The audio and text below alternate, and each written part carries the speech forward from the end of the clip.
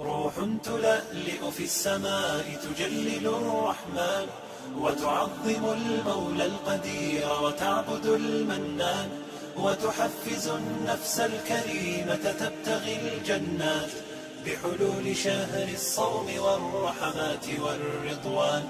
روح تلألئ في السماء تجلل الرحمن وتعظم المولى القدير وتعبد المنان وتحفز النفس الكريمة تبتغي الجنات بحلول. Ini saya harus sampaikan karena ini penting dan harus sering disampaikan. Kita ini beragama Islam, kita bersyukur pada Allah, pijakannya Quran, pegangannya Quran, sunnah Nabi yang sahih menurut pemahaman salafus saleh, itu yang kita pegang. Dalam kita menjalani kehidupan ini, apakah kita berakidah, beribadah, berdoa, atau yang lainnya, semua aktivitas kehidupan kita itu harus kita kembalinya kepada Quran, kepada sunnah.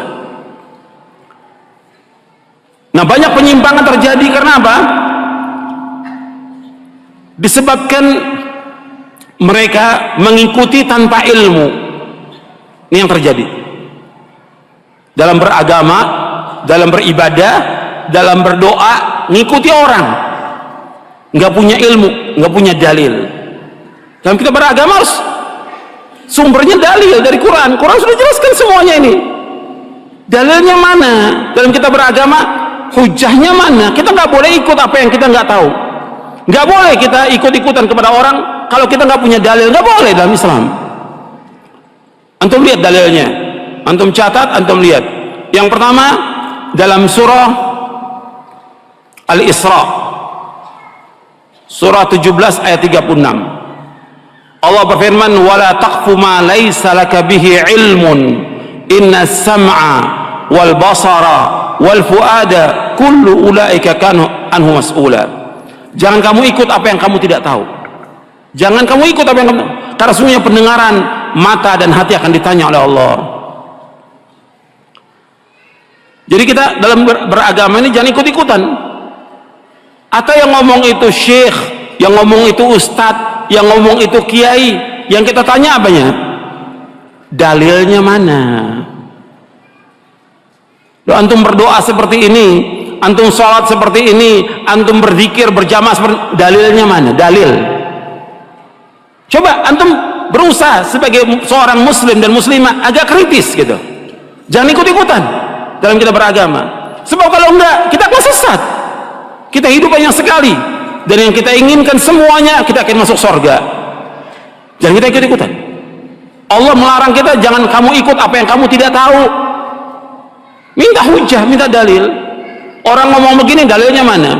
Ketika orang-orang Yahudi, ketika orang-orang Nasrani mengatakan kepada Nabi Muhammad SAW bahwa yang masuk surga itu Yahudi dan Nasrani, kata mereka, Nabi, di depan Nabi SAW, orang Yahudi dan Nasrani mengatakan kepada Nabi Muhammad SAW tidak masuk surga kecuali orang Yahudi dan Nasrani.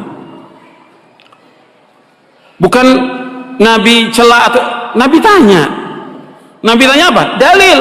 Allah sebutkan dalam Al-Quran, dalam surah Al-Baqarah di ayat 111, surah yang kedua ayat 111. Allah berfirman, wa qalu la yadkhulul jannata illa man kana hudan aw nasara tilka amaniyuhum qul hatu burhanakum in kuntum shadiqin. Allah berfirman dalam surah Al-Baqarah ayat 111. Kalau yang bawa mushaf Al-Quran dilihat benar atau tidak itu. Wa qalu la yadkhulul jannata illa man kana hudan aw nasara tilka amaniyuhum qul hatu burhanakum in kuntum shadiqin. Mereka berkata tidak masuk surga kecuali orang-orang Yahudi atau Nasrani.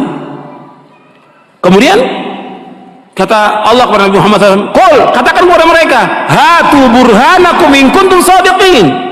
Mana bukti kamu, mana hujjah kamu, mana dalil kamu jika kamu orang-orang yang jujur. Nggak bisa mereka keluarkan dalil, nggak bisa mereka keluarkan hujjah. Maka agama ini agama dalil, agama hujjah. Ada nggak dalilnya? Dalam kita beragama dalam kita mengamalkan dalilnya ada nggak? Kalau nggak ada, jangan ikut. Siapapun dia, ustadz kayak syekh atau imam atau yang lain. Hatta Imam Syafi'i rahimahullah mengatakan demikian, kalau ada pendapatku menyalahi sunnah Rasulullah, buang pendapatku, ikuti apa? Ikuti sunnah Rasulullah SAW. Semua imam, Imam Hanafi, Maliki, Syafi'i, Hambali, semua mengatakan demikian. Kalau ada pendapatku menyalahi sunnah Rasul, buang pendapatku semuanya, ikuti sunnah Rasulullah Sallallahu Alaihi Wasallam. Dan nggak boleh bagi orang untuk mengambil pendapatnya imam kalau sudah ada sunnah Rasulullah Sallallahu Alaihi Wasallam. Semua pendapat, semuanya batal kalau dari sunnah Rasulullah. Semua pendapat. Idza warada al-athar batal an-nazar. Bila sudah datang athar, maka batal itu semua pendapat itu. Itu yang pertama yang harus kita perhatikan dalam kita beragama. Jadi hujah, dalil, jangan ikut-ikutan. Hatta antum sudah, kan saya sudah mengikuti pemahaman salaf, tetap dalilnya mana? Dalam beribadah, dalil yang kita minta dalil, hujahnya mana, contohnya mana, ada nggak keterangannya? Kalau nggak ada, jangan. Bukan kata orang, pendapat ustadz, pendapat guru, nggak bisa kita pegang. Yang kita pegang apa? Dalil. Kembalikan sekarang umat ini kepada dalil, kembalikan umat kepada Quran, kembalikan umat kepada sunnah, bukan kepada pendapat kita.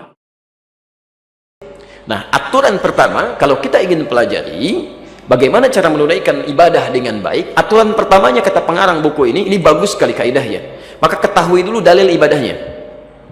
Ya, dalil itu landasan kita untuk menunaikan ibadah. Alasan kita untuk memulai melakukan aktivitas ibadah. Ya. Diseakan-akan kalau tidak ada dalil nggak usah dikerjakan. Jelas ya? Dipatokannya dalil dalam ibadah itu. Ya. Masya Allah, saking sayangnya Allah kepada kita. Allah dan Rasulnya tidak menginginkan kita lelah dalam beribadah. Ya. Nggak menginginkan demikian. Silakan cek di Quran itu jumlah ayatnya 6.236. Tapi ayat terkait hukum itu cuma 300 ayat, kurang lebih 300 ayat. Berarti berapa persen itu? 5%. 10%-nya 600, ya kan? Setengahnya 300. 5% saja. Ya.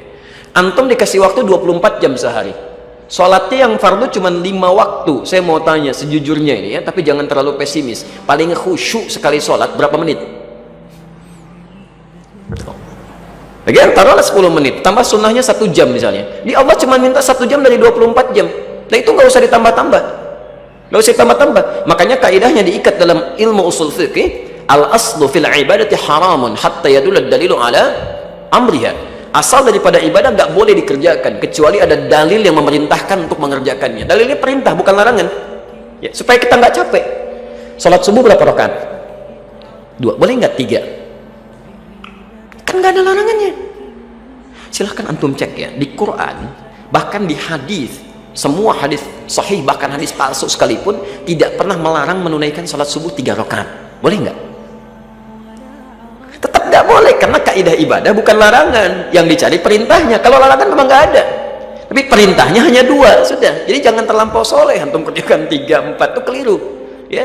Jadi sudah 2. Nah kebalikannya masalah dunia. Kalau dunia yang dicari jangan perintah ya. Al-aslu fi dunya atau al-aslu fil muamalah, asal daripada muamalah, asal daripada hal terkait dengan dunia itu mubahun, boleh, halal ya. Hatta yadulad dalilu ala tahrimiha, sampai muncul larangannya ya. Baik. Jadi kalau urusan dunia jangan cari dalil perintah, yang dicari larangan supaya nikmat kita menjalani kehidupan. Oh kalau urusan dunia misalnya mesti ada dalil, capek kita. Ini udah dikasih teh manis, begitu mau saya minum, dalilnya mana? Susah. Antum ke restoran kan, pesan jus alpukat, begitu mau dipesan, maaf, dalilnya pak, susah. Jadi makan aja, minum senyamannya, sepanjang ada ketentuan umumnya. Ya, jelas sampai sini ya. Nah, jadi jangan ditukar ya, antum sholat diputar begini, ditanya, pak kok bisa begitu? Kan gak ada larangannya. Nah itu susah tuh seperti itu ya. Dikembalikan niat perintah, asal perintahnya. روح تلألئ في السماء تجلل الرحمن وتعظم المولى القدير وتعبد المنان وتحفز النفس الكريمة تبتغي الجنات بحلول شهر الصوم والرحمات والرضوان روح تلألئ في السماء تجلل الرحمن وتعظم المولى القدير وتعبد المنان وتحفز النفس الكريمة تبتغي الجنات بحلول شهر الصوم والرحمة